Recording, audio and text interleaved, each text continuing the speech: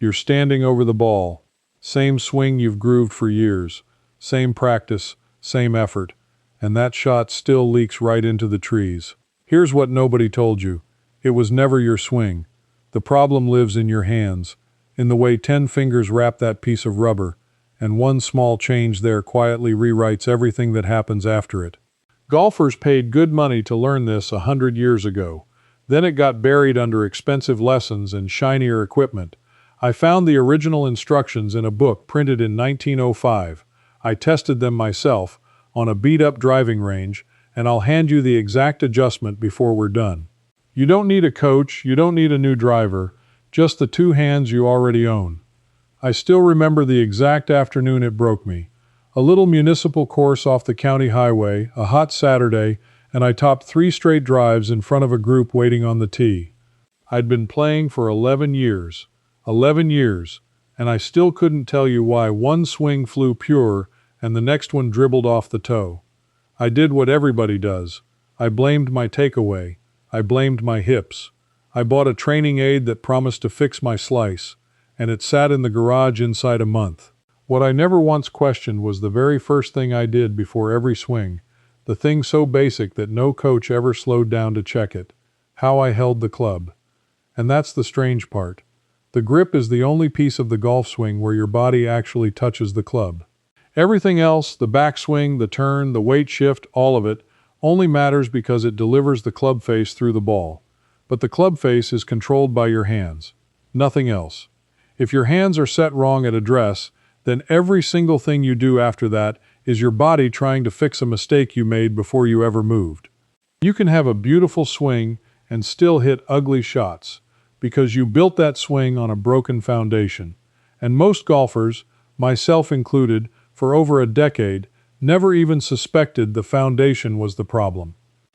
So let me tell you what I found when I finally stopped guessing and started digging, because the answer goes back a lot further than you'd think, and it's a lot simpler than anyone selling you a lesson wants you to believe. The first thing I did was pull the receipts on my own golf spending. I added it up one winter, sitting at my kitchen table, and the number genuinely embarrassed me. Over those 11 years, I'd spent close to $4,000 chasing consistency. New drivers when the old ones supposedly went dead. A set of irons I was told would be more forgiving. Lessons at $60 a half hour, where a nice young man filmed my swing on a tablet and gave me 3 swing thoughts I couldn't remember by the second hole. Range balls, gadgets, gloves, a launch monitor session that told me my numbers and fixed nothing. And through all of it, not one person ever put my hands on the club and said, "Start here." Because here's the uncomfortable truth. There's no money in your grip. Nobody can sell you a grip. It costs nothing to fix, it takes about 10 minutes to learn, and it lasts the rest of your life. Everything else in this game is a product. Your grip is just knowledge, and knowledge doesn't show up on a sales receipt. That's when I got suspicious, because the modern golf world is enormous, and it is built almost entirely on the idea that your next good round is one purchase away: a softer ball, a more forgiving face, a shaft fitted to your swing speed. All of it points you away from the free thing and toward the expensive thing. So I went looking for what golfers were taught before there was an industry big enough to profit from, confusing them, and what I found stopped me cold. There was a man named Harry Vardon. If you've never heard the name, you've absolutely felt his influence, because the grip most golfers use today is literally called the Vardon grip. He was an Englishman, born in 1870, and he won the Open Championship 6 times, which is still a record that has never been broken. In 1905, he wrote a book called The Complete Golfer, and in that book, before he says a single word about the swing, he spends page after page on the hands. He believed, flatly, that the grip was the master key, not one of the fundamentals. The fundamental, he wrote that a golfer who grips correctly has solved most of the game before he ever swings, and a golfer who grips wrong is fighting a losing battle no matter how gifted he is. Now here's the detail that got me.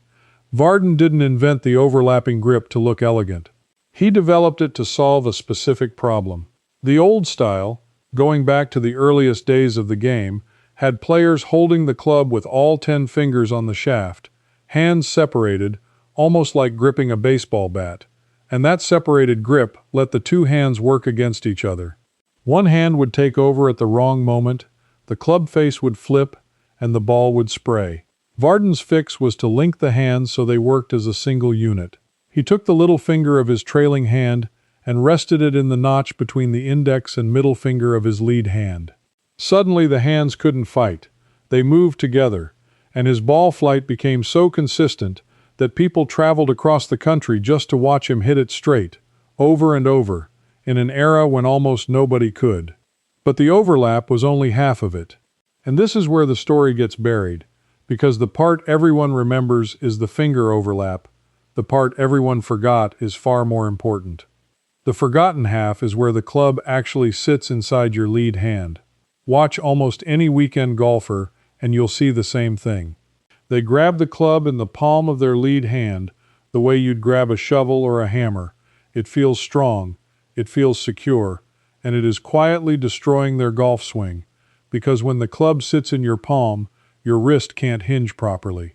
You lose all the leverage, all the whip, all the speed that's supposed to come free from your wrists, cocking and uncocking. You end up muscling the ball with your arms and shoulders, which is exactly why you get tired, inconsistent, and sore. Varden taught, and every great teacher after him confirmed, that the club must sit in the fingers of the lead hand, not the palm. It should run diagonally, from the base of the index finger across to a spot just below the pad at the base of the pinky. When you close your hand around it that way, something remarkable happens. Your wrist is suddenly free. It can hinge up and down like a door on a hinge, and that hinge is where effortless power comes from. The players who look like they're barely swinging, and yet the ball rockets off the face, they aren't stronger than you. They just have the club in their fingers, and their wrists are doing the work your arms have been straining to do. I tested this the very next morning. I went out to my backyard with a 7-iron and did nothing but move the club from my palm into my fingers. That's it. No other change. And the first thing I noticed wasn't the ball flight, it was the sound. That crisp, compressed click that good players make. I'd been playing for over a decade, and I had almost never made that sound on purpose. Now I was making it again and again. My hands finally understood something the rest of me had been faking for years. Therefore, the question that kept me up that night was obvious. If this was written down clearly in 1905 by the greatest player of his age, and confirmed by everyone who came after, then why did nobody ever teach it to me? Why did I have to find it in a book older than my grandfather? To answer that, I have to introduce you to a second man, because the trail of this buried knowledge runs straight through him. His name was Ben Hogan. If Varden is the father of the modern grip, Hogan is the man who wrote the instruction manual so precise that it should have ended the confusion forever. In 1957, Hogan published a book called 5 Lessons, The Modern Fundamentals of Golf. It sold in the millions, and the very first lesson, Lesson 1, before he lets you take the club back even an inch, is the grip. He devotes the entire opening chapter to nothing but how the hands hold the club, and he is almost obsessive about it. He describes exactly how the club lies across the fingers. He describes where the pressure should be. He even describes how the hands should look when they're finished, and this is the detail I want you to hold on to, because it's the free adjustment you can make today, standing in your living room, with a broom if you don't have a club handy. Hogan said that when you look down at your completed grip, the V shapes formed by your thumb and forefinger on each hand should point toward your trailing shoulder. For a right-handed golfer, that means both V's point up toward the right shoulder. Not straight up your chest, not out toward your right ear, at the shoulder. That single visual check tells you whether your hands are in a position to square the club face at impact, or whether they're rotated into a slice or a hook before you even move. Most amateurs, when they finally look, discover their lead hand is turned way over on top of the club, the V pointing at their chin, and that one flaw is producing the weak, sliced shot they've been fighting their entire golfing life. But here's what I want you to feel, and this is where the whole thing turned from a golf tip into something that honestly made me a little angry. Hogan spelled this out in 1957. Varden spelled it out in 1905. This is not new. This is not secret in the sense that it was hidden in a vault. It was printed in books that sold millions of copies, and yet somehow, generations of ordinary golfers, people like me who play a few times a month and just want to enjoy the game, never got it. We got sold drivers instead. We got sold lessons that skipped past the grip in the first 30 seconds because it isn't glamorous and it doesn't film well on a tablet. The knowledge wasn't destroyed, it was just quietly allowed to slip out of the conversation, because a correct grip is a customer who stops buying solutions. And that sound, that click, is the thing I've spent years chasing down and writing about, because the grip is only the first of the free fundamentals that got buried. Everything I've dug up on how ordinary golfers like us stop topping it, stop leaking it right, and finally hit the ball solidly, I've put into 3 books I wrote myself, going far deeper than any video allows. The exact case-by-case diagnosis of what your ball flight is telling you, the foundation of grip, stance, and posture built properly, and the full cure for the topped fairway wood, laid out step by step across more than 420 pages of real content. It's built on 7 core fundamentals, and it's meant to fix an adult beginner inside 30 days of deliberate practice. If you want it, scan the QR code right there on your screen, link in the description, pinned comment for the books. Now, back to the question that kept me awake. Now, I imagine some of you watching this are thinking, that's fine for people who take this seriously, but I only play a handful of times a year. I'm not chasing a scratch handicap. This level of detail isn't for someone like me. I want to talk to you specifically for a minute, because you are exactly the person this helps the most. The occasional golfer, the person who plays in the company scramble, the parent who wants to keep up on a vacation round, the retiree who just took the game up. You are the one who has the most to gain from this, because you don't have thousands of practice swings covering up your grip mistakes. A tour player can survive a slightly off grip because they've hit 1,000,000 balls compensating for it. You can't, and you shouldn't have to. Fix the grip, and you skip years of frustration entirely.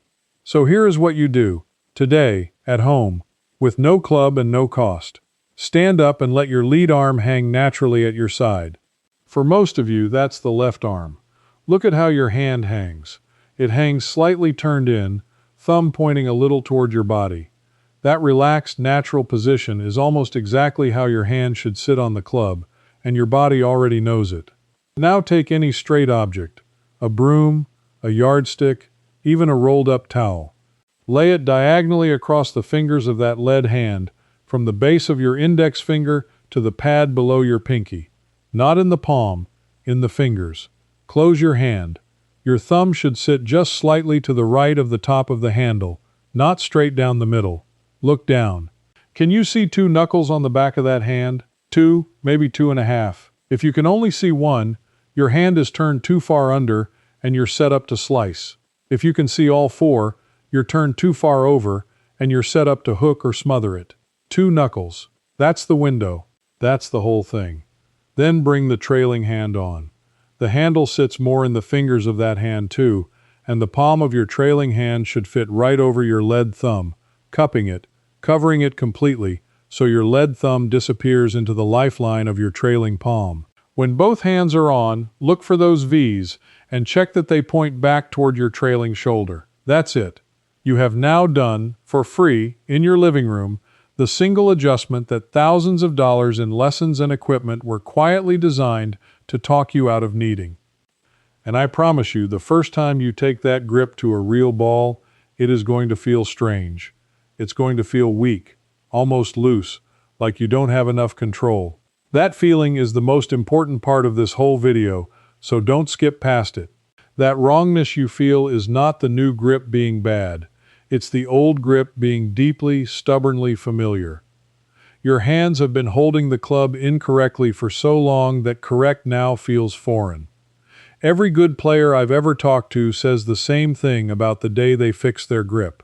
It felt terrible, and then it felt like the truth. But I said the grip position was only half the story, and I meant it, because there is one more piece, and this is the piece that even people who know about the fingers and the V's almost always get wrong. This is the part I found tucked into the old instruction that turned my okay ball striking into something I didn't recognize as my own. And it has nothing to do with where your hands go. It has to do with how hard they squeeze.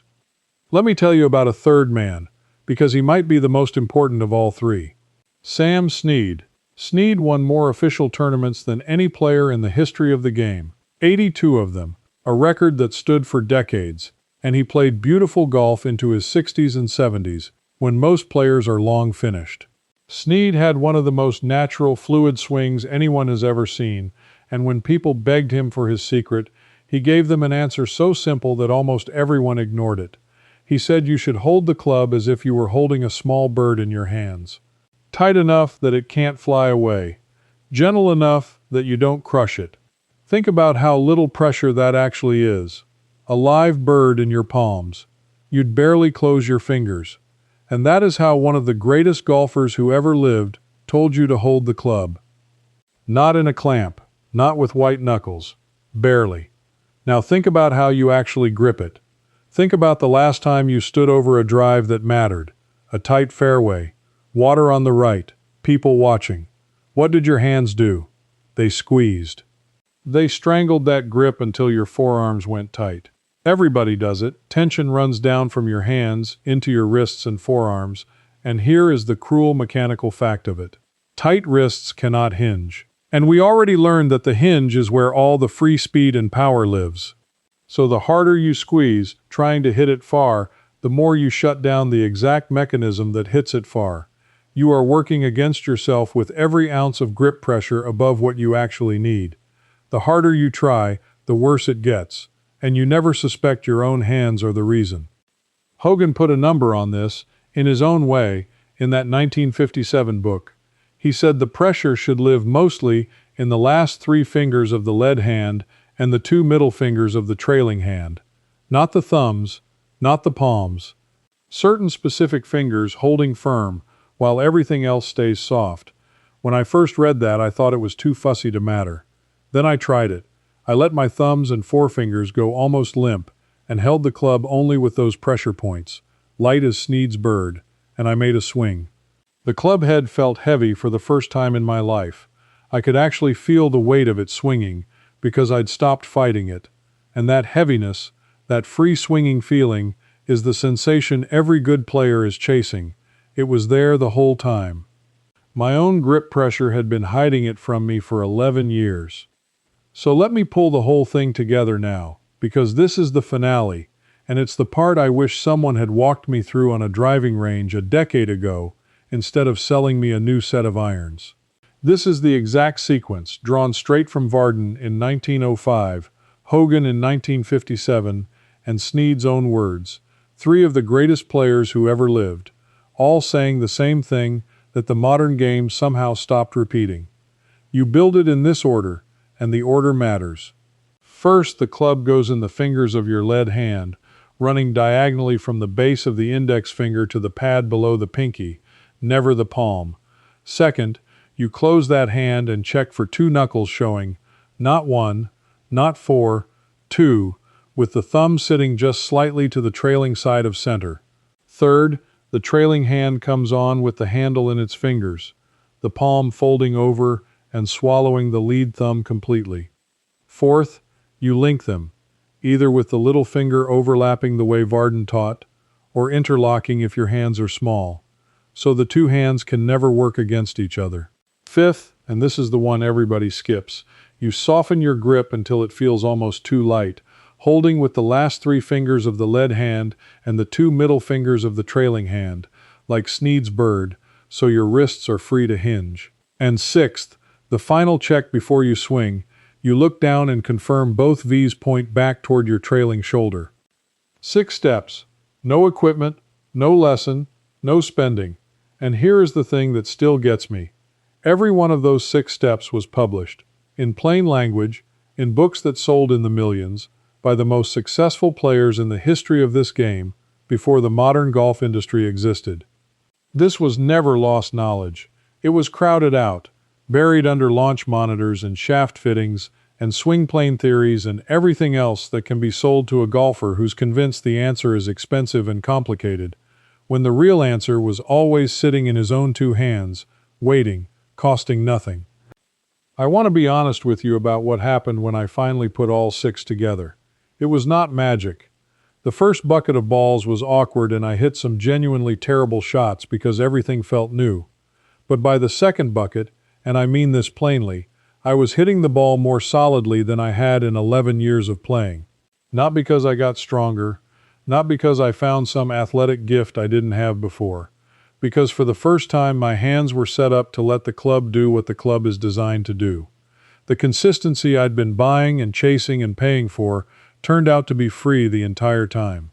It was just waiting on the other side of a grip that felt wrong for about a week and then felt like the truth for the rest of my life. And that's really the whole thing, isn't it? Somewhere along the way, the simplest and most powerful piece of this game got taken out of your hands and replaced with a shopping cart. The knowledge that used to be step one, the very first thing any teacher put in front of a beginner, quietly became the thing everyone skips, because you can't put a price tag on the way you hold a club. But you can price a driver, and a lesson, and a launch monitor session, and a training aid that ends up in the garage. If you're the kind of person who suspects that the most valuable answers in life are usually the free ones that got buried under things somebody wanted to sell you, then you already understand what this channel is about. We find the old, simple, proven methods that worked for generations and got quietly pushed aside, and we put them back in your hands where they belong. So here's what I want from you. Go grab a broom or a club right now, before you forget, and build that grip the way we just walked through it, and then look down and tell me, when you checked your lead hand the honest way, how many knuckles could you actually see? 1, 2, or all 4? Drop that number in the comments, just the number, because I read them, and I want to know how many of you were set up to slice this entire time without ever knowing it. I'm betting most of you see either 1 or 4, and almost none of you see 2. Prove me wrong. And if you want more of these, the forgotten fundamentals that somebody profited from you never learning, subscribe and stay with me, because the next one I'm working on is about a single change to where you stand in relation to the ball. A setup detail that a 1950s teaching pro insisted was worth more than any swing lesson, and it's the reason so many amateurs top the ball and never understand why. That one's coming soon, and once you see it, you won't be able to unsee it on your own tee shots either. Before you go, if this video helped, there's a deeper version waiting for our members. You can ask me your own question and a real person answers, and you'll be among thousands of folks just like you. Point your phone's camera at the code on screen. It takes less than a minute, and you can cancel anytime, no risk. Now that your grip feels right, let me show you the very next step. Getting that takeaway smooth and simple is what makes everything click. That video is starting right here, so stay with me.